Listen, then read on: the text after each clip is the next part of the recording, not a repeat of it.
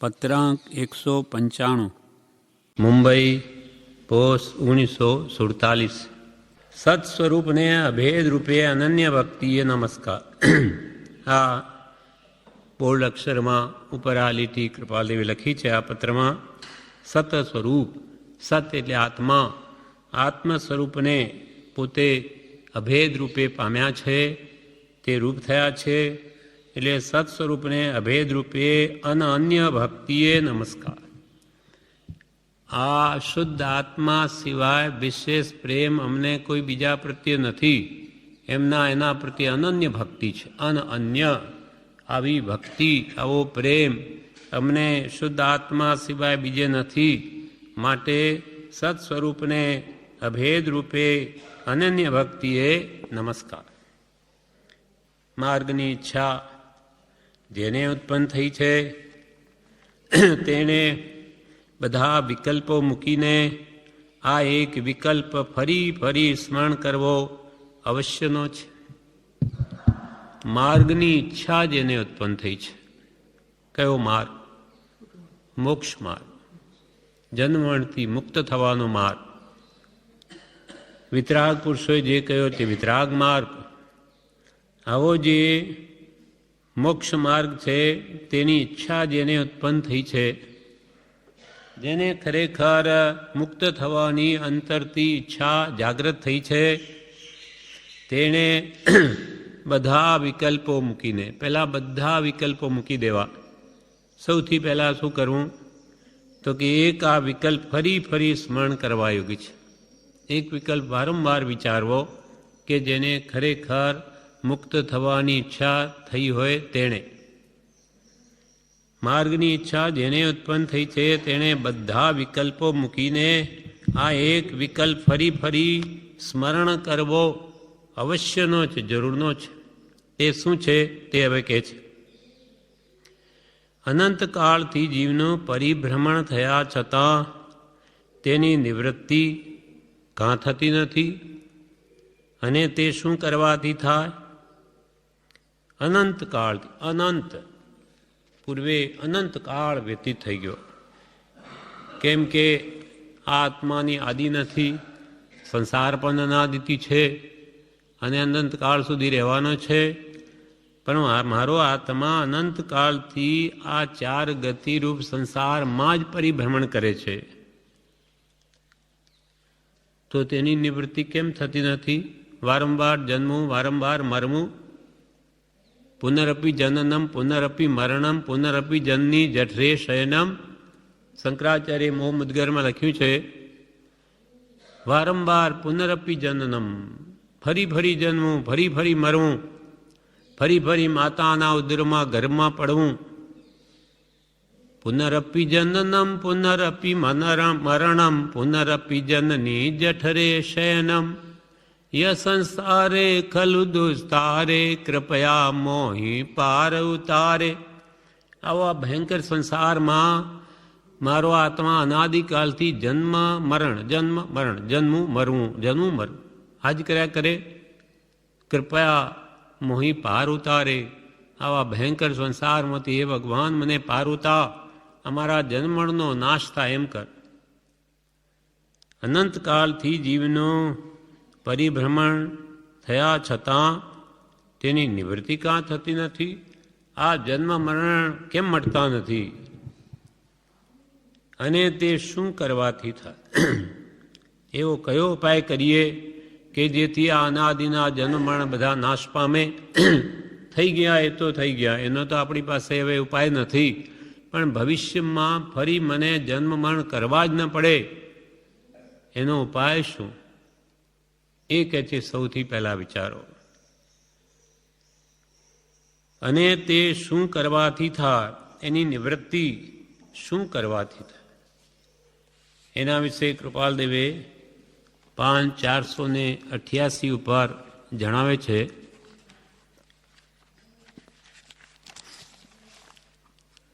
પત્રાંક 651માં કહ્યું, અનંતકાળથી યમ નિયમ શાસ્ત્રાવલોકનાદિ કાર્ય કરતા છતાં સમજાવવું અને સમાવવું એ પ્રકાર આત્મામાં આવ્યો નહીં અને તેથી પરિભ્રમણ નિવૃત્તિ ન થઈ.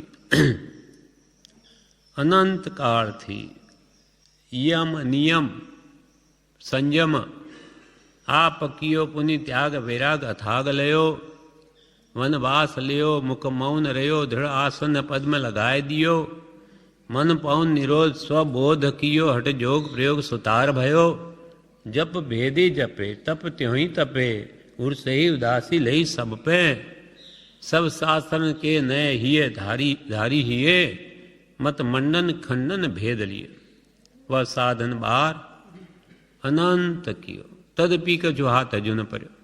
એ જ ભાવ અહીંયા કહ્યો કે અનંતકાળથી યમ નિયમ શાસ્ત્રાવલોકનાદિ કાર્ય કર્યા છતાં, અનંતકાળથી ખૂબ તો યમ એટલે આજીવન વ્રત પાળ્યા, નિયમ પણ ઘણા લીધા, અનેક શાસ્ત્રો પણ ખૂબ વાંચ્યા, યમ નિયમ શાસ્ત્ર અવલોકન આદિ કાર્ય કર્યા છતાં સમજાવવું અને સમાવવું એ પ્રકાર આત્મામાં આવ્યો નહીં, છતાં એને વાત સમજાઈ નથી કે હું કોણ છું, ક્યાંથી થયો, શું સ્વરૂપ છે મારું, મારું ખરું સ્વરૂપ શું, આ જન્મમરણ કરી રહ્યો છું પણ મારું વાસ્તવિક સ્વરૂપ શું, આ જન્મમરણનું મૂળભૂત કારણ શું છે, એ વાત હજુ એને નથી સમજાઈ. તે કૃપાલ કે આટલું બધું અનંતકાળથી યમ નિયમ શાસ્ત્રાવલોકનાદિ કાર્ય કર્યા છતાં સમજાવવું અને સમાવવું. સમજ્યા તે સમાયા, હા, સમજ્યા તે સમાઈ ગયા સ્વરૂપમાં. આપણે નથી સ્વરૂપમાં સમાયા એટલે હજુ સુધી સમજ્યા જ નથી. વાસ્તવિક આપણું સ્વરૂપ શું છે નથી સમજાણું. સમજાવવું ને સમાવો એ પ્રકાર આત્મામાં આવ્યો નહીં અને તેથી પરિભ્રમણ નિવૃત્તિ ન થઈ. તેથી પરિભ્રમણ અનાદિનું 4 ગતિમાં થઈ રહ્યું છે, મટ્યું નહીં.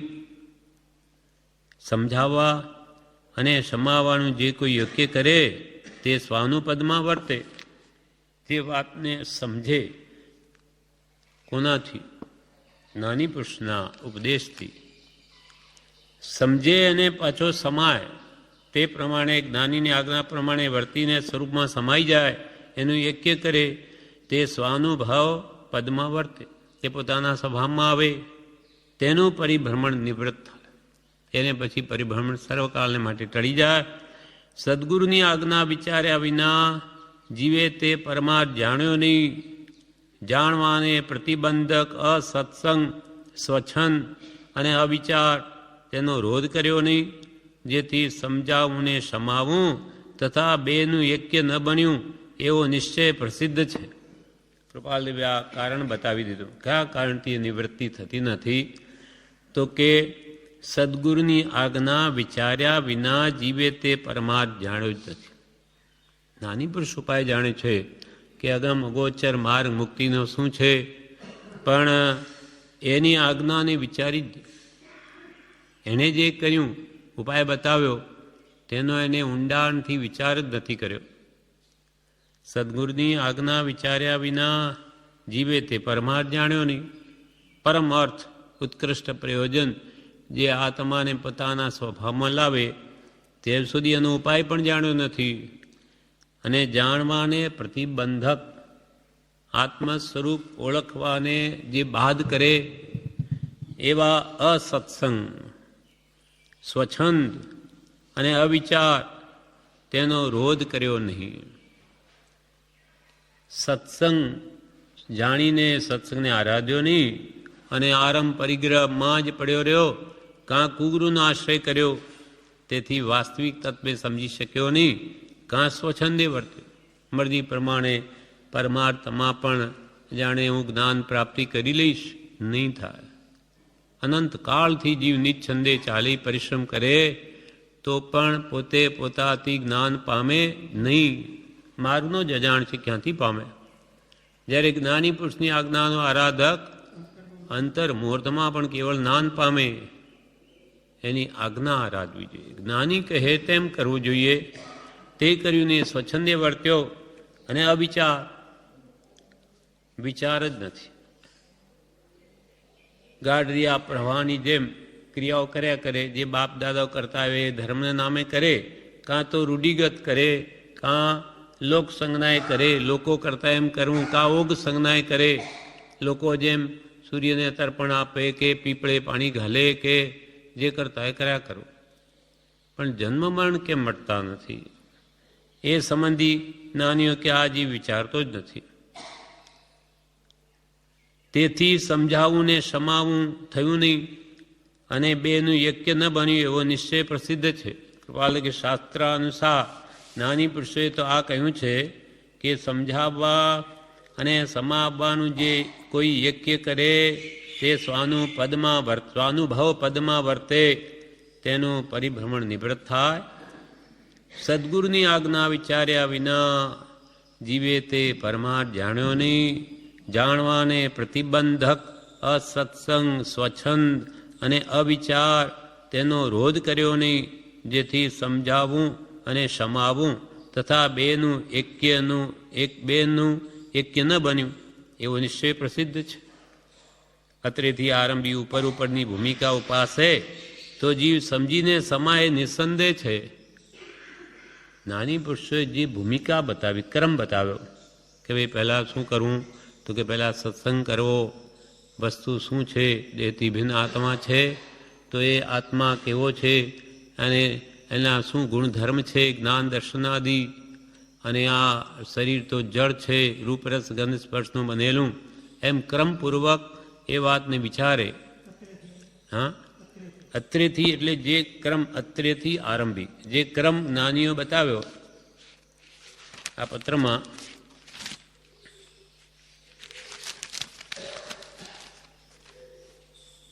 જે ક્રમ બતાવ્યો, આત્મ સ્વરૂપ જાણ્યું તેનું નામ જ સમજવું, અહમ મમત્વ ટાળવું, આપણે બધા જે કંઈ પણ ઉપાય જ્ઞાનીઓ કહ્યા એ ક્રમપૂર્વક જવું. પહેલાં સત્સંગ સૌથી પહેલો છે, એમાં જ બધી અને રેતી ભિન્ન આત્માના સ્વરૂપનું ભાન થાય એમ જાણે સદગુરુ ઉપદેશથી કયું જ્ઞાન તેનું નામ ખાસ, એ ખાસ મૂળભૂત જ્ઞાન પહેલાં જાણવું, પછી એનો લક્ષ્ય કરે કે આવો દેહ થે દેહાદથી ભિન્ન આત્મા ઉપયોગી સદા વિનાશ. એ વાત જ્યારે બેસે શ્રદ્ધાન થાય, પહેલાં સૌથી પહેલાં તો પાછા પુરુષ પ્રત્યેથી સત્પુરુષ પ્રત્યેની વિશ્વાસ આવવો જોઈએ, શ્રદ્ધા આવવી જોઈએ જ્ઞાની પ્રત્યે, પછી એના પ્રત્યે તત્વ જાણવાનો ખાસો પ્રેમ ઉત્પન્ન થાય, ભક્તિ આવે, ત્યાર પછી આ દેહથી ભિન્ન આત્માની વાત કંઈ અંદર ઉતરે. અને એ વિચારતા વિચારતા પછી પોતાનામાં રહેલા એ કેમ મને આત્મામાં રહેલા રાગદ્વેષના ભાવો કેમ ઘટતા નથી, જેમ શ્રદ્ધા નિર્મળ થતી જાય તેમ તેમ ચારિત્ર મોહ ઘટતો જાય. એ જે કંઈ પણ ક્રમ જ્ઞાનીઓ બતાવ્યો તે ક્રમપૂર્વક જવું તો જરૂર માર્ગની પ્રાપ્તિ થાય.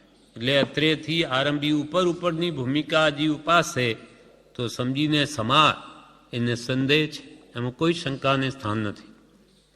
પણ ખાલી નિશ્ચયની વાતો કરે, દેહથી આત્મા ભિન્ન છે એને કર્મબંધ કંઈ છે નહીં એમ નિશ્ચયાભાસી બની જાય અને ક્રિયાને સાવ મૂકી દે તો એ કદી સતને પામે નહીં. અને લક્ષ્ય સત્સંગ વડે આત્માનું લક્ષ્ય પણ ન કરે અને માત્ર ક્રિયાઓ જ કર્યા કરે, ક્યાં જવું, શાના માટે કરું, તો પણ એ સતને ન પામે. જ્ઞાન ક્રિયા ભ્યામ મોક્ષ. પહેલાં તત્વ જાણવું અને જાણીને યથાશક્તિ તે પ્રમાણે કરવું. ખાલી જાણેલું એ કામનું નથી, તે ત્રણેયની એકતા જોઈએ, જાણવું, શ્રદ્ધવું અને તે પ્રમાણે કરવું. મૂળ માર્ગમાં જ કહ્યું એ સમ્યક દર્શન જ્ઞાન ચારિત્રાણી મોક્ષ માર્ગ. એમ અત્રેથી આરંભી ઉપરની ભૂમિકા જીવ ઉપાસે તો જીવ સમજીને સમાય નિસંદેહ છે. અનંત જ્ઞાની પુરુષે અનુભવ કરેલો એવો આ શાશ્વત સુગમ મોક્ષ માર્ગ જીવને લક્ષ્યમાં નથી આવતો. એથી ઉત્પન્ન થયેલું ખેદ સહિત આશ્ચર્ય તે પણ અત્રે સમાવીએ છીએ. એહો આવો સુગમ મોક્ષ માર્ગ નાની પુરુષોએ રાગદ્વેષથી રહિત થવાનો બતાવ્યો, એ આ જીવને ખ્યાલમાં નથી આવતો. જ્ઞાનીઓ તો બહુ ખેદ થાય છે. માર્ગને સાવ સરળ બનાવીને આપણને બતાવ્યો તો એ આ જીવને ઉતરતું નથી. એનો અર્થ કે એને ગરજ જ નથી, એને જોઈતું જ નથી. અનંત જ્ઞાની પુરુષે અનુભવ કરેલો એવો આ શાશ્વત સુગમ મોક્ષ માર્ગ જીવને લક્ષમાં નથી આવતો, એથી ઉત્પન્ન થયેલું ખેદ સહિત આશ્ચર્ય તે પણ અત્રે સમાવીએ છે. ખેદ થાય છે એમને અને આશ્ચર્ય થાય છે કે આ જીવો કેવા હિન પુણ્ય જીવો કે જેને આરત નાશ પામી આત્માની ગરજ નથી, એટલે આવી સીધી સાદી વાત પણ એના ગળે ઉતરતી નથી. સત્સંગ સદવિચારથી સમાવા સુધીના સર્વપદ અત્યંત સાચા છે, સુગમ છે, સુગોચર છે, સહજ છે અને નિસંદેહ છે. ઓમ ઓમ ઓમ ઓમ 4 ઓમ લખ્યા પોતાના નામના ઠેકાણે. આ છેલ્લામાં કહી દીધું. અત્રેથી આરંભી. ક્યાંથી આરંભ કરવો? તો કે સત્સંગથી. સત્સંગ સદવિચારથી સમાવા સુધીના સર્વપદ. સત્સંગથી લગાવી અને સદવિચાર દશા ઉત્પન્ન થાય ને સ્વરૂપમાં સમાય પોતે, ત્યાં સુધીના બધા પદ સાચા છે. નાનીએ બતાવેલા, અજ્ઞાનીના નહીં. નાના સત્સંગ સદવિચારથી સમાવા સુધીના સર્વપદ અત્યંત સાચા છે. 101% કૃપાલ કે સત્ય છે, સુગમ છે. ત્યાગનો માર્ગ સુગમ છે. સંયમ જેને તત્વ રુચિ ઉત્પન્ન થઈ છે તેને માટે સંયમ કોઈ દુષ્કર નથી. સંસાર દુષ્કર છે. સંસાર ચલાવવો મહાભયંકર છે. એમાં કેટલું બધું એને પુરુષાર્થ કરવો પડે. અહીંયા તો બધું છોડવું છે. ગ્રહણ કરવામાં મહા મુશ્કેલી છે. ત્યાગ માર્ગ આ તો એને રુચિ નથી એટલે દુઃખરૂપ લાગે. બાકી જ્ઞાનીઓ કે સર્વપદ અત્યંત સાચા છે, સુગમ છે, સુગોચર છે, સહજ છે. સ્વભાવને જ પામવો. પરને પાસે કામ કરાવવું હોય ન માને. આ તો પોતાના આત્માને જ પોતાને સ્વભાવવું છે, સમજાવવો છે. પોતાનું જ સહજ સ્વરૂપ પ્રાપ્ત કરવું છે. એમાં બીજાની ચાપલૂસી કે એને મનાવા કરવાની કાંઈ જરૂર નથી. સ્વાધીન આ તો બધું કામ છે. સુગમ છે, સુગોચર છે, સહજ છે અને નિસંદેહ છે. એમાં કોઈ શંકાને કૃપાલ સ્થાન જ નથી. ઓમ ઓમ ઓમ ઓમ. પોતે સહજાત્મ સ્વરૂપમય થઈ ગયા એટલે પોતાને ઠેકાણે ઓમ ઓમ ઓમ ઓમ. એટલે અહીંયા કહ્યું અનંતકાળથી જીવનું પરિભ્રમણા થયા છતાં તેની નિવૃત્તિ કાં થતી નથી અને તે શું કરવાથી થાય? આ ઉપાય આપણને બતાવ્યા. સત્સંગથી ચાલુ કરો. નાની જે કહે તેમ યથાશક્તિ જીવનમાં ઉતારતા જાઓ તો જરૂર પરિવર્તન થશે. કેમ નહીં થાય? સત્ન પ્રાપ્તિનો ઉપાય સાચો હોવો જોઈએ તો જરૂર સત પ્રગટે. બડી કૃપાલદેવ 436 પાન ઉપર લખે છે વચનામૃતમાં,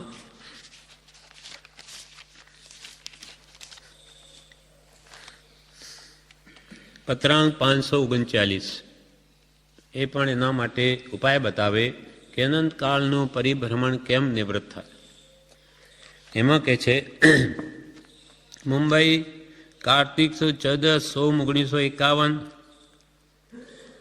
સર્વ જીવ આત્મા પડે સમસ્વભાવી છે. બધા જ આત્માઓ આત્માપણે આત્મદ્રષ્ટિએ જોઈએ તો બધા આત્માઓ એક સરખા છે.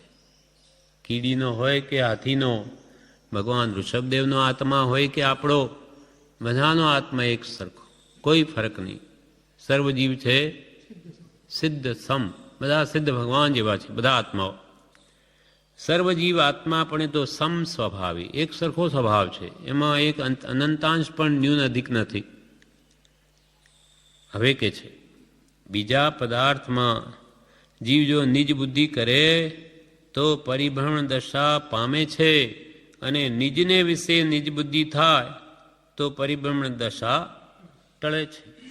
એટલે સુગમા અનાદિકાલથી પરિભ્રમણથી કેમ નિવૃત્તિ ન પામ્યો? તો કે આ કર્યું જ નથી. બીજા પદાર્થમાં નિજ બુદ્ધિ કરે છે. આ શરીર છે એ પૂતગલનું છે, આપણું નથી, પણ એમાં નિજ બુદ્ધિ કરી આ મારું છે. હવે શરીરને આશ્રિત કુટુંબ છે, ધન મકાન દુકાન બધો આખો સંસાર છે, એ બધો મારો. આ અહમ ભાવ, મમત્વ ભાવ એ સંસારનું મૂળ છે. અહમ અમેતી મંત્રોયમ મોહસ્ય જગદ અંધકૃત. આખા જગતને આંધળું બનાવનાર આ હું પણ ને મારા પણ. આ મોહ રાજાનો મુખ્ય મંત્ર છે. એ બધાને આ મોહિત કરી નાખ્યા છે. એટલે કે હું દેહાદિ સ્વરૂપ છું, દેહ શ્રી પુત્રાદિ મારા છે. બસ આ મમત્વ ભાવ પરમાં નિજ બુદ્ધિ એ જ એને અનંત સંસારનું કારણ છે. બીજા દેહો તણુ બીજ, આ દેહે આત્મભાવના. વિદેહ મુક્તિનું બીજ, આત્મામાં આત્મભાવના. પૂજ્યપાદ સ્વામીએ આત્મનાની પુરુષ થઈ ગયા, એમણે આ ગાથા લખી. તે જ ભાવ અહીંયા કૃપાલદેવ કહે છે કે તમારે પણ જન્મ મરણથી સર્વથા મુકાવવું હોય તો નિજમાં નિજ બુદ્ધિ કરો. એટલા માટે જ મંત્ર આપ્યો. મારું સ્વરૂપ શું? સહજ આત્મ સ્વરૂપ, પરમ ગુરુ પંચ પરમેષ્ઠી જેવો તો શુદ્ધ આત્મા છું. એ સિવાય આ જગતમાં મારું કંઈ છે જ નહીં. આ ભાવના ભાવવાની છે. એકદમ કંઈ આ જાય નહીં, અનાદિનો અભ્યાસ છે, પણ આત્મ ભાવના છે. આ એમ આત્મ ભાવના ભાવતા ભાવતા જીવ લહે કેવળ જ્ઞાન, ઠેઠ કેવળ જ્ઞાન સુધી પહોંચી જાય. પણ હવે આત્મ ભાવનાથી આપણે વિપરીત ભાવીએ છીએ, દેહ ભાવના ભાવીએ છીએ. આત્મ ભાવના નહીં, દેહ તે જ હું, દેહ તે જ હું. અને આ કુટુંબ આદિ મારા મારા એમ દ્રઢ કરીને પરમાં નિજ બુદ્ધિને ગાઢ કરેલી છે અનાદિથી. ને હવે પણ જો એ થતી હોય તો પરિબળ દશા કેમ ટળે? કેમ કે એવો સિદ્ધાંત છે વિતરાગનો કે જ્યાં જ્યાં જીવ રાગ કરે ત્યાં ત્યાં જન્મ લેવો પડે છે. જ્યાં જ્યાં રાગ ત્યાં ત્યાં જન્મ. જે પદાર્થ પ્રત્યે રાગ કરે તેમાં જન્મ લેવો પડે. માટે મહાપુરુષો કે આ વાત સમજો, રાગ દ્વેષને ઘટાડો તો બસ તમારું કામ થઈ ગયું. જ્યાં ત્યાંથી રાગ દ્વેષ રહિત થવું એ મારો ધર્મ છે. કેમ કે રાગ દ્વેષ અજ્ઞાન એ મુખ્ય કર્મની ગ્રંથ થાય નિવૃત્તિ દેહથી તે જ મોક્ષનો પંથ. કૃપાલ કે આ દેહ કરવા એ કાર્ય તો એક જ છે કે કોઈ પ્રત્યે રાગ અથવા કોઈ પ્રત્યે કિંચિત માત્ર દ્વેષ ન રહે, સર્વત્ર સમદશા વર્તે. એ જ કલ્યાણનો મુખ્ય નિશ્ચય છે. મહા દુર્ધર છે. રાગને જીતવો એ કંઈ સહેલો નથી. એમ ચંદ્રાચાર્ય એટલે કે નમો દુર્વાર રાગાદિ વૈરી વાર નિવારને અર્હતે યોગીના થાય મહાવીરાય તાહીને. નમો દુર્વાર દુઃખે કરીને વારી શકા એવા રાગદ્વેષના ભાવો છે. એ જો છૂટી જાય તો હમણો મોક્ષ છે. એ તો જીવને, એ તો રાગને કાઢનાર જ જાણે કે રાગ કાઢવો કેટલો દુષ્કર છે. ગાંધીજીએ લખ્યું છે કૃપાલદેવ વિશે કે આ રાગને કાઢવો એ કૃપાલદેવમાં વૈરાગ્ય ભાવ સહજ હતો કે મેં જોયો, પણ રાગને કાઢનાર એ જાણે છે કે આ રાગ કાઢવો કેટલો દુષ્કર છે. એમ બીજા પદાર્થમાં જીવ નિજ બુદ્ધિ કરે તો પરિભ્રમણ દશા પામે. અને નિજને વિશે નિજ બુદ્ધિ પોતે જે રૂપે છે આત્મ સ્વરૂપે છે, આત્મબુદ્ધિ આત્મામાં કરે તો એ તો બિલકુલ સત્ય વાત થઈ. પેલામાં તો ચોર કયો, ભાવ ચોરી કહી કે શરીર તારું નહીં તે તારું માની લીધું એટલે તું કે ચોર છે. જ્ઞાનીઓ કે ભાવ ચોરી છે, આ પરને પોતાનું માની બેઠો માટે દંડાય છે. અને નિજને વિશે નિજ બુદ્ધિ થાય તો પરિભ્રમણ દશા ટળે છે. જેના ચિત્તમાં એવો માર્ગ વિચારવો અવશ્યનો છે તેણે તે જ્ઞાન જેના આત્મામાં પ્રકાશ પામ્યું છે તેની દાસાનું દાસપણે અનન્ય ભક્તિ કરવી એ પરમ શ્રેય છે. જેના ચિત્તમાં એવો માર્ગ વિચારવો અવશ્યનો લાગ્યો છે, જરૂરનો જણાયો કે હો આવું છે તો મારે જરૂર નિજમાં નિજ બુદ્ધિ કરવી અને પરમાં પરબુદ્ધિ કરવી. તો એણે શું કરવું? તો એણે આ જ્ઞાન જેના આત્મામાં પ્રકાશ પામ્યું, આપણા માટે કૃપાલદેવ જેવા કે જેને આ નિજમાં નિજ બુદ્ધિ થયેલી છે, તેણે તે વ્યક્તિએ તે જ્ઞાન જેના આત્મામાં પ્રકાશ પામ્યું છે, દેહથી ભિન્ન આત્મા અનુભવીને તે મય થયા છે, એમાં જે અનન્યપણે જેની ભક્તિ છે, એવા પુરુષની તમે દાસાનું દાસપણે અનન્ય ભક્તિ કરવી. આપણો રાગ કાઢવો છે, એમ જાય એવું નથી. એટલે જેનો રાગ ગયો છે એવા વિતરાગમાં આપણા માટે પરમ કૃપાળુ દેવના શુદ્ધ સહજાત્મ સ્વરૂપમાં એની ભક્તિ કરવી. કૃપાળદેવ લખ્યું કે રાગ કરવો નહીં ને કરવો તો સત્પુરુષ પ્રત્યે કરવો. રાગ એકદમ તો છોડાય એવો નથી. આજે તો પહેલાં કે આ શુભ રાગમાંથી શુભ રાગ કરો, ભગવાન પ્રત્યે પ્રેમ કરો, એના ગુણાનું રાગ કરો. એ આપણા પ્રત્યે રાગ કરતા જ નથી. એટલે આપણો રાગ કાળે કરીને નાશ પામવાનો જ. ગૌતમ સ્વામી ઘણો પ્રેમ ભગવાન મહાવીર પ્રત્યે કર્યો, તો અંતે એનું ફળ પણ કેવળ જ્ઞાન જ આવ્યું. એમ પહેલાં કે જેને તે જ્ઞાન જેના આત્મામાં પ્રકાશ પામ્યું છે, એટલે નિજને વિશે નિજ બુદ્ધિ જેને થઈ છે, તેની દાસાનું દાસપણે અનન્ય ભક્તિ કરવી. એ પરમ શ્રેય છે, પરમ કલ્યાણરૂપ છે. અને તે દાસાનું દાસ ભક્તિમાનની ભક્તિ પ્રાપ્ત થયે, જેમાં કંઈ વિષમતા આવતી નથી, તે જ્ઞાનીને ધન્ય છે. આપણે કૃપાલયની ભક્તિ કરીએ, તેથી એના ભાવમાં કોઈ વિષમતા નથી કે ભાઈ આ તો જુઓ મારા ભક્ત છે એટલે મારા છે, મારા શિષ્ય છે એટલે મારા છે, તો એમને આપણા પ્રત્યે કોઈ રાગ નથી. તો ભક્તિ ન કરતા છે માટે મારો છે એમ કદી જોયું નથી. દાસાનું દાસ ભક્તિમાનની ભક્તિ પ્રાપ્ત થઈ, એટલે આવા ભક્તની ભક્તિ જોઈને જેમાં કંઈ વિષમતા આવતી નથી, જે જ્ઞાની પુરુષને વિષમતા આવતી નથી પણ સમભાવ જ વર્તે છે, તે જ્ઞાનીને ધન્ય છે. તેટલી સર્વાંશ દશા જ્યાં સુધી પ્રગટી ન હોય ત્યાં સુધી આત્માને કોઈ ગુરુપણે આરાધે, ત્યાં પ્રથમ તે ગુરુપણું છોડી તે શિષ્ય વિશે પોતાનું દાસાનું દાસપણું કરવું ઘટે છે. આવી સંપૂર્ણ દશા જેને પ્રાપ્ત નહીં થઈ હોય અને એની લોકો ભક્તિ કરતા હોય, ગુરુપણે માનતા હોય, તો એ ગુરુએ શું કરવું? પોતાને ગળગળિયા આવતા હોય, આપણે ભક્તિ કરતા હોય ત્યારે ગુરુને જો ગળગળિયા આવતા હોય, માન આદિ વેદાતું હોય, તો એણે શું કરવું? તો કે છે પ્રથમ તે ગુરુપણું છોડી તે શિષ્ય વિશે પોતાનું દાસાનું દાસપણું કરવું ઘટે છે. ભાઈ મારામાં ગુરુપણાની યોગ્યતા નથી, હું તો આપનો દાસ છું, એમ ખરેખર બધાનો દાસ થઈને અંતરથી વર્તે, તે જ ગુરુપદને લાયક થાય છે. આખા જગતના શિષ્ય થવારૂપ જેણે દ્રષ્ટિ વેદી નથી, તે ગુરુ થવાની, સદગુરુ થવાની યોગ્ય નથી.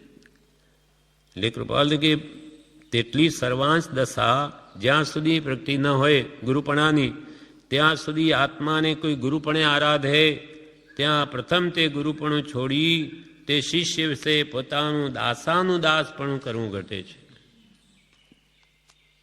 ખરેખર કૃપાલનીમાં ગુરુભાવ છે જ નહીં. એ તો જ્યાં જ્યાં ગુણ હોય ત્યાં બધાને નમાય. પ્રભુશ્રી નમસ્કાર કરે, સૌભાગભાઈને કરે, જૂઠા ભાઈને કરે, જે જ્યાં જ્યાં ગુણ જોઈએ ત્યાં નમે છે. એ તો પોતાને ગુરુ માનતા જ નથી કે ભાઈ અમે ગુરુને તમે શિષ્ય. એટલે ખરેખર ગુરુપણાને લાયક છે. નહીં તો આખું જગત તો કૃપાલદેવને આ બધા મોટાઓ કહે કે ભાઈ આ પરમ કૃપાળુ, જ્યારે કૃપાલદેવ પ્રભુશ્રીને જ લખે પરમ કૃપાળુ મુનિ વર્યના ચરણ કમલમાં પરમ ભક્તિથી સવિનય નમસ્કાર પ્રાપ્ત. હવે શું કૃપાલદેવના ગુરુ છે પ્રભુશ્રીજી? એ બધા એમને વિશેષણ લખી દીધા. આપણે કૃપાલને કહીએ પરમ કૃપાળુ, ત્યારે પ્રભુશ્રીજી કૃપાલદેવ પ્રભુશ્રીને કહે પરમ કૃપાળુ મુનિ વર્ય, મુનિઓમાં શ્રેષ્ઠ, ચરણમાં જ નહીં એના ચરણ કમલમાં ભક્તિથી જ નહીં, પરમ ભક્તિથી નમસ્કાર જ નહીં, સવિનય નમસ્કાર પ્રાપ્ત થાય. આ કેટલી લઘુતા! ગુરુ તો હાથ જ ન જોડે, જ્યારે આ તો નમે. એટલે ખરેખર કૃપાળદેવ ગુરુ થવાને યોગ્ય પુરુષ છે. એટલે આપણને એમનો ઉપદેશ આપણને આવો આવ્યો કે નિજમો નિજ બુદ્ધિ કરો. પરમા તો અનાદિથી કરી છે, હવે એવો અભ્યાસ કરો. આવી આત્મ ભાવના ભાવો કે હું સહજાત્મ સ્વરૂપ છું, એ સિવાય જગતમાં મારું કાંઈ જ નથી. ભાવના જ ભાવવાની છે. અંતરથી આટલું તો કરો. જ્યાં છો ત્યાં કંઈ ઘર છોડીને જવાનું કહેતા નથી. પહેલાં અંદરથી છોડો. બહારથી તો બહુ છોડ્યું. અંદરથી આસક્તિને તોડો, તો કે છે અનંતકાલનો પરિભ્રમણ અવશ્ય મળશે. હા, આમાં બે સિદ્ધ થાય. કૃપાળુ દેવ ગુરુ થવાને લાયક એ પણ નક્કી થયું, અને બીજું પ્રભુ શ્રીજી એ સંપૂર્ણ 101% માન્ય પુરુષ છે, એ પણ સાથે નક્કી થાય છે. કેમ કે છાપ કોણે આપી? કૃપાળદેવે આપી. આપણે પ્રભુશ્રીને આપણી બુદ્ધિ નથી માનતા. આપણે શું ઓળખી શકીએ મહાત્માઓને? કૃપાળદેવે છાપ આપી, માટે પ્રભુશ્રીજી સંપૂર્ણ વિશ્વસનીય પુરુષ છે. એમ પ્રભુશ્રીજીએ બ્રહ્મચારીજીને છાપ આપી કે સમ્યક દર્શન છે એને છાપ છે, છાપની જરૂર નથી. અને આખો ધર્મ સોંપ્યો. ધર્મ વગર, અગર યોગ્યતા વગર ધર્મ સોંપે, ઘર પણ ન સોંપે મા બાપ, તો આ તો આખો મોક્ષ માર્ગ છે. હજારો જીવોને સાચા માર્ગે વાળ્યા પ્રભુશ્રીજીએ, અને ગમે તેને સોંપી દે તો બધો જ માર્ગ બગાડી નાખે, ખોરવાઈ જાય. અમુક જ્ઞાની કદી નહીં કરે. અને બ્રહ્મચારી કોઈને નહીં સોંપ્યું. એટલે આજે આપણી દ્રષ્ટિએ કોઈ જ્ઞાની, આપણે કોઈ જ્ઞાની કહેવાની, જ્ઞાની કહેવાની, 3 પુરુષ સુધી આ વાત આવી છે. એકબીજાનો માર્ગની સોંપણી ત્યાં સુધી બરાબર, બિલકુલ સહી માર્ગ. એના પછી બધા જ્ઞાનીઓને ગમે તેને માનીને વળગવું એ બહુ જ રિસ્કી માર્ગ છે. આપણે એવો લેવો નહીં. પુરુષે વારંવાર આપણને ચેતાવે, આવી ભૂલ કરશો નહીં. અનંતકાળમાં તો થઈ ગઈ, એટલે જ ભટકીએ છીએ. કાં સ્વચ્છંદે, કાં કુગુરુ આશ્રય. હવે એ ભૂલ નહીં કરવી.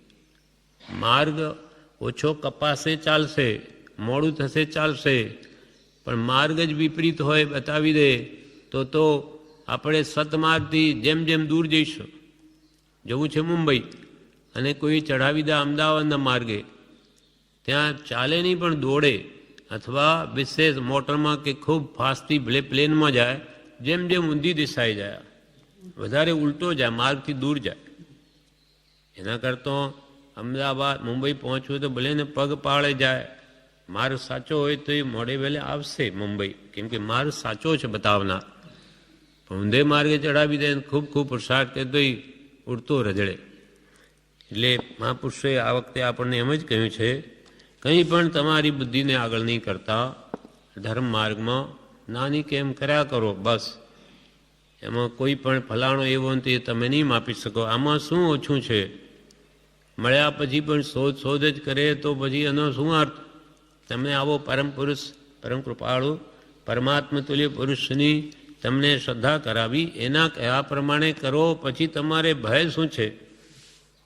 અને પ્રભુશ્રી તો પોતે અનુભવીને કહે છે, એના દ્વારા જ્ઞાન પ્રાપ્તિ થઈ છે, એટલે અહીંયા વળગવાનું કે એનું શરણ લેવાનું કે. એટલે આમાં અનંતકાળથી જીવનું પરિભ્રમણ થયા છતાં તેની નિવૃત્તિ કાં થતી નથી, અને તે શું કરવાથી થાય, આપણને ઉપાય બતાવ્યા. વળી 577 પાન ઉપર કૃપાલદેવ ઉપાયમાં બતાવે છે.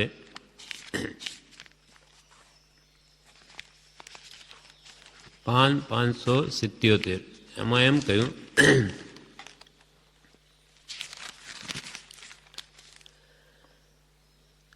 કે પત્રાંક 755 કે દુઃખ શું છે, તેના મૂળ કારણો શું છે, અને તે સાથી મટી શકે તે સંબંધી જીનો એટલે વિતરાગોએ પોતાનો જે મત દર્શાવ્યો છે તે અહીં સંક્ષેપમાં કહીએ છીએ. કૃપાલ કે ભગવાન તીર્થંકરોએ કેવળ જ્ઞાનથી મોક્ષ માર્ગને જોઈને જે બતાવ્યો છે તે અમે અહીં સંક્ષેપમાં તમને કહીએ છીએ. દુઃખ શું છે? પહેલાં દુઃખ શું છે અને તેના મૂળ કારણો શું છે અને તે સાથી મટી શકે તે સંબંધી જીનો એટલે વિતરાગોએ પોતાનો જે મત દર્શાવ્યો છે તે અહીં સંક્ષેપમાં કહીએ છીએ. પહેલાં તો દુઃખ શું, તેના માટે તો કૃપાલદેવ કહ્યું જન્મ જરા અને મૃત્યુ મુખ્ય દુઃખના હેતુ. જન્મ જરા મરણ, વારંવાર જન્મવું, વારંવાર મરવું, આ ધંધો આ જીવે આદર્યો છે, ભયંકર દુઃખ છે. જન્મનું દુઃખ આપણને અનુભવમાં નથી, હમણાં એ તો પતી ગયું. અને એના પહેલાં ગર્ભાવસ્થા 9 મહિના આવી અંધારી કોટડીમાં આપણને ઊંધે મસ્તકે લટકાવ્યા હોય, મળમૂત્ર ભરી દે. 9 મહિના શું 9 ઘડી કાઢવી ભારે પડી જાય. પણ પરાધીન અવસ્થાએ ક્યાં જાય? આવા દુઃખ એકવાર નહીં કે જે અનંતવાર ભોગવ્યા તો ક્યાં એને ભાન આવે? વિચાર જ નથી કે હું કોણ છું, ક્યાંથી થયો, ક્યાંથી આવ્યો, ક્યાં શું કરવું જોઈએ અને હવે આગળ ક્યાં જઈશ, એના વિચાર જ્ઞાનીઓ કે કરો. આ અમૂલ્ય તત્વ વિચાર નામમાં લખ્યું, નહીં તો આ દુઃખ કેમ ટળશે? દુઃખ શું છે, તેના મૂળ કારણો શું છે, એ પણ એમ જ કહ્યું. જન્મ જરા અને મૃત્યુ મુખ્ય દુઃખના હેતુ, કારણ તેના 2 કયા? રાગ દ્વેષ અણહેતુ. આ રાગ દ્વેષ છે એ જ જન્મ મરણના કારણ છે. હવે તે સાથી મટી શકે તે સંબંધી આ વિતરાગ પુરુષોએ જે મત દર્શાવ્યો તે કે જ્યાં સંક્ષેપમાં કહું છું. હવે તે યથાર્થ છે કે કેમ તેનું અવલોકન કરીએ છીએ. ભગવાને જે માર્ગ આ કહ્યો તે બરાબર છે કે નહીં એ જોઈએ છીએ. જે ઉપાયો દર્શાવ્યા તે સમ્યક દર્શન, સમ્યક જ્ઞાન અને સમ્યક ચારિત્ર અથવા તે ત્રણનું એક્ય નામ સમ્યક મોક્ષ, આ ઉપાય બતાવે. તમારે મુક્તિ મેળવવી છે તો તમે સમ્યક દર્શન, સમ્યક જ્ઞાન ને સમ્યક ચારિત્ર અથવા એ ત્રણેયની એકતા કરો તો ખરેખર મોક્ષ થશે, નહીં તો નહીં થાય. મૂળ માર્ગમાં આ જ બતાવ્યું. મૂળ માર્ગ સાંભળો જીનનો. બધી સમ્યક જ્ઞાન કોને કહે, સમ્યક દર્શન કોને કહે, સમ્યક ચારિત્ર કોને કહે, એ ત્રણેયની એકતામાં મોક્ષ છે, એ બધી વાત એમાં સમજાવી ટૂંકામાં. હવે અહીંયા એ જ કે છે સમ્યક દર્શન, સમ્યક જ્ઞાન અને સમ્યક ચારિત્રમાં સમ્યક દર્શનની મુખ્યતા ઘણે સ્થળે તે વિતરાગોએ કહી છે. મોટા મોટા જ્ઞાની પુરુષો થઈ ગયા, ગ્રંથો લખ્યા, લગભગ બધામાં સમ્યક દર્શનનો મહાત્મ્ય ખૂબ ગાયું છે. શ્રદ્ધા વગરની ક્રિયા ફોક છે. પહેલાં વિશ્વાસ જોઈશે અને તે પ્રમાણે પછી તમે જ્ઞાન મેળવશો તો એ કાર્યકારી છે. પણ સમ્યક જ્ઞાન વગર સમ્યક શ્રદ્ધાન કોનું કરે?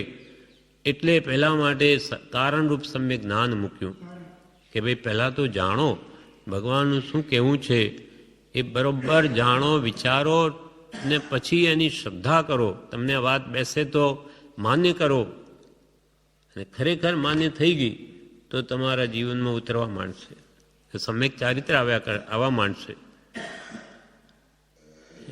અને એ સ્થળે વિતરાગોએ કહ્યું છે જો કે સમ્યક જ્ઞાનથી સમ્યક દર્શનનું પણ ઓળખાણ થાય છે. સમ્યક જ્ઞાન, સમ્યક એટલે સાચું, જ્ઞાન એટલે જે સમજણ. ભગવાને જે આપણને સમજણ આપી તે સમ્યક જ્ઞાન કહેવાય. ભગવાને જેમ છે તેમ કહ્યું છે. આપણે માનીએ છીએ તે વિપરીત માનીએ છીએ, માટે મિથ્યા જ્ઞાન છે આપણું. જો કે સમ્યક જ્ઞાનથી સમ્યક દર્શનનું પણ ઓળખાણ થાય છે, તો પણ સમ્યક દર્શનની પ્રાપ્તિ વગરનું જ્ઞાન સંસાર એટલે દુઃખના હેતુરૂપે હોવાથી સમ્યક દર્શનનું મુખ્યપણું ગ્રહણ કર્યું છે. જ્ઞાન કેટલું ગમે એટલું હોય પણ એના ઉપર શ્રદ્ધા નહીં હોય તો એ જ્ઞાન દુઃખનું જ કારણ છે. માનો કે શાસ્ત્ર સંબંધી ઘણું જાણ્યું પણ વિશ્વાસ નથી, શ્રદ્ધા નથી કે આ સત્ય છે, તો એ જ્ઞાન એને અહંકારનું કારણ થાય. એ જ્ઞાન એને ડૂબાડે, એનું શાસ્ત્ર જ્ઞાન શસ્ત્રરૂપ થઈ જાય. કેમ કે લોકોને રંજિત કરવામાં, પોતાની વિદ્વતા બતાવવામાં, જ્યારે પોતાને એમાં વિશ્વાસ નથી. તો કે છે સમ્યક દર્શનની પ્રાપ્તિ વગરનું જ્ઞાન, શ્રદ્ધા વગરનું જ્ઞાન, સંસાર એટલે દુઃખના હેતુરૂપે હોવાથી સમ્યક દર્શનનું મુખ્યપણું ગ્રહણ કરે છે. સંકિત વગરનું, શ્રદ્ધા વગરનું જ્ઞાન એને રજડાવે માટે સમ્યક દર્શનનું અહીંયા મુખ્યપણું કહ્યું છે. જેમ જેમ સમ્યક દર્શન શુદ્ધ થતું જાય છે તેમ તેમ સમ્યક ચારિત્ર પ્રત્યે વીર્ય ઉલસતું જાય છે. જેમ જેમ સમ્યક દર્શન શ્રદ્ધા નિર્મળ થતી જાય તેમ તેમ એના જીવનમાં તે સમ્યક ચારિત્ર આવતું જાય, એના રાગદ્વેષ ઘટતા જાય, કશાય ભાવ ઓછા થતા જાય.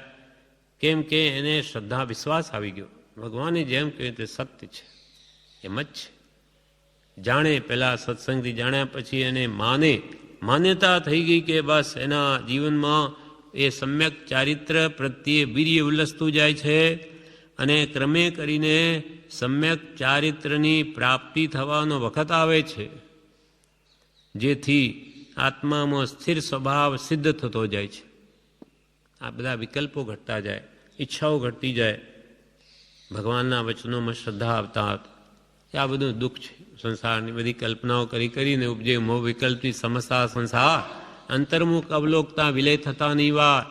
એમ અંતર્મુખ થતો જાય તેમ તેમ વૃત્તિઓ શાંત થતી જાય અને એનો આત્મા સ્વભાવમાં સ્થિરતા પામતો જાય, જેથી આત્મામાં સ્થિર સ્વભાવ સિદ્ધ થતો જાય છે અને ક્રમે કરીને પૂર્ણ સ્થિર સ્વભાવ પ્રગટે છે. પૂર્ણ સ્થિર સ્વભાવ ક્રમે કરી એટલે સ્વભાવમાં સંપૂર્ણ સ્થિતિ થાય અને આત્મા નિજ પદમાં લીન થઈ સર્વ કર્મ કલંકથી રહિત થવાથી એક શુદ્ધ આત્મા સ્વભાવરૂપ મોક્ષમાં પરમ અવ્યાભાત સુખના અનુભવ સમુદ્રમાં તે સ્થિત થાય છે.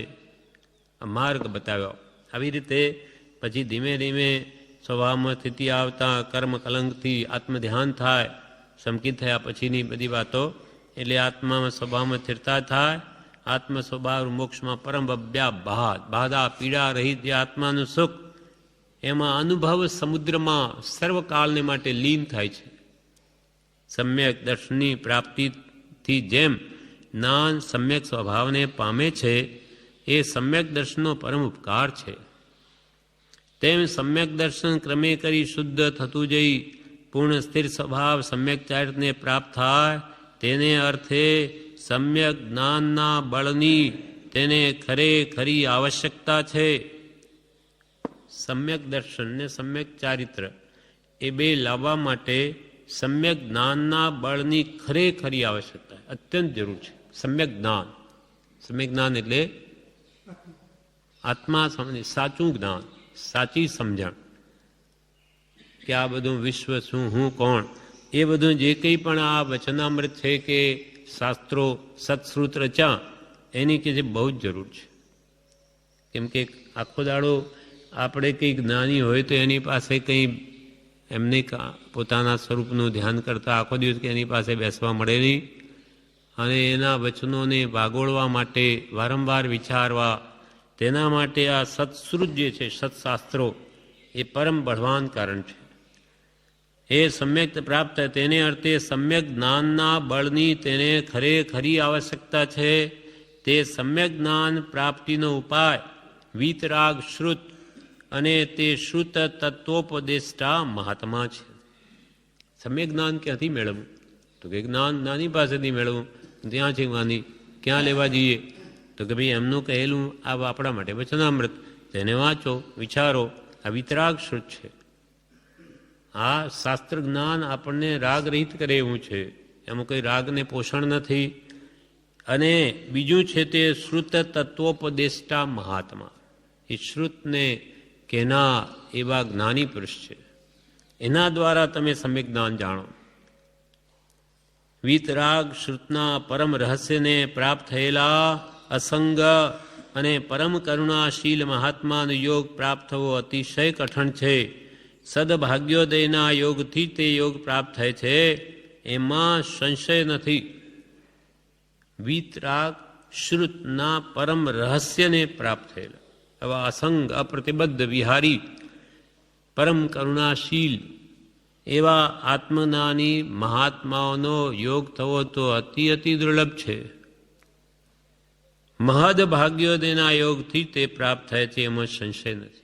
મહાન ભાગ્યનો ઉદય હોય તો જ એવા જ્ઞાની પુરુષનો યોગ થાય, બાકી યોગ જ નહીં થાય.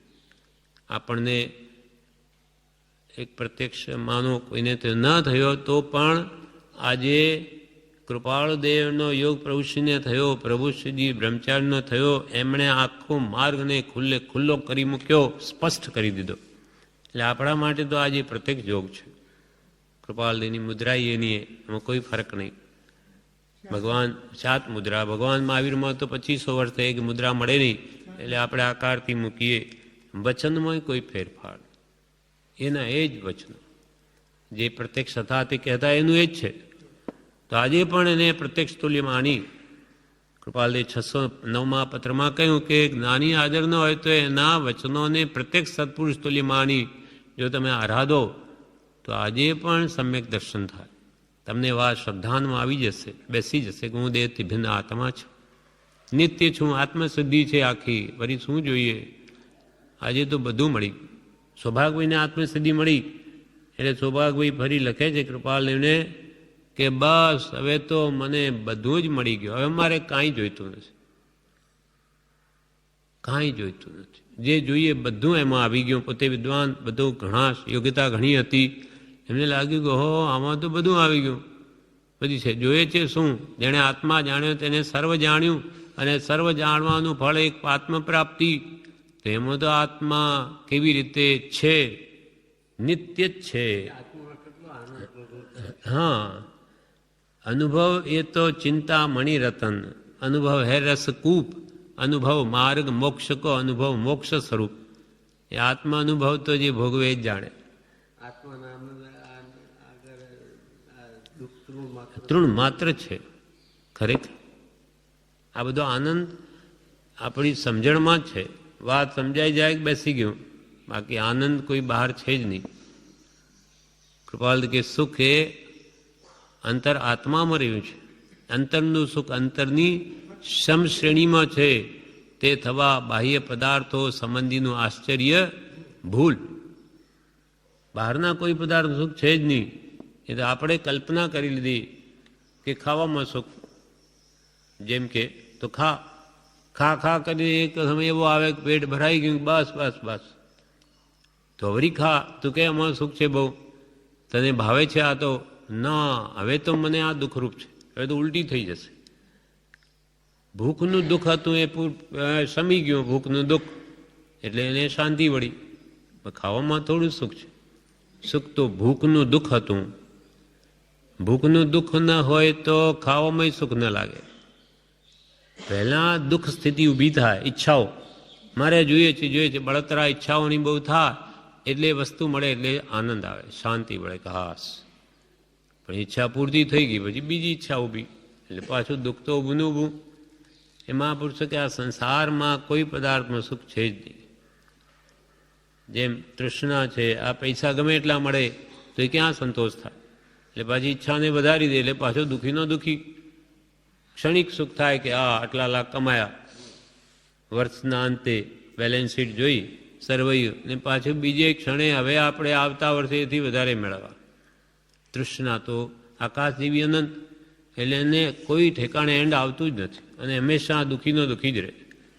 એટલે મહાપુરુષોના વચનો જ એવા છે કે એ જ પરમ સુખનું કારણ છે.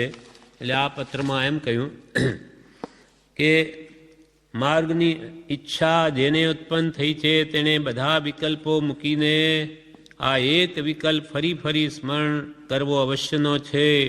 કયો વિકલ્પ? તો કે અનંત કાળથી જીવનું પરિભ્રમણ થયા છતાં તેની નિવૃત્તિ કાં થતી નથી.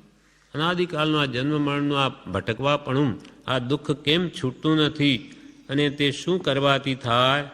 આ વાક્યમાં અનંત અર્થ સમાયેલો છે. અને એ વાક્યમાં કહેલી ચિંતના કર્યા વિના, તેને માટે દ્રઢ થઈ ઝૂર્યા વિના માર્ગની દિશાનું પણ અલ્પ ભાન થતું નથી, પૂર્વે થયું નથી અને ભવિષ્યકાળે પણ નહીં થશે. અમે તો એમ જાણ્યું છે. માટે તમારે સઘળાએ એ શોધવાનું છે, ત્યાર પછી બીજું જાણવું શું તે જણાય છે. આ પ્રમાણે હજુ એનું વિવેચન છે જે આપણે આવતીકાલે લઈશું.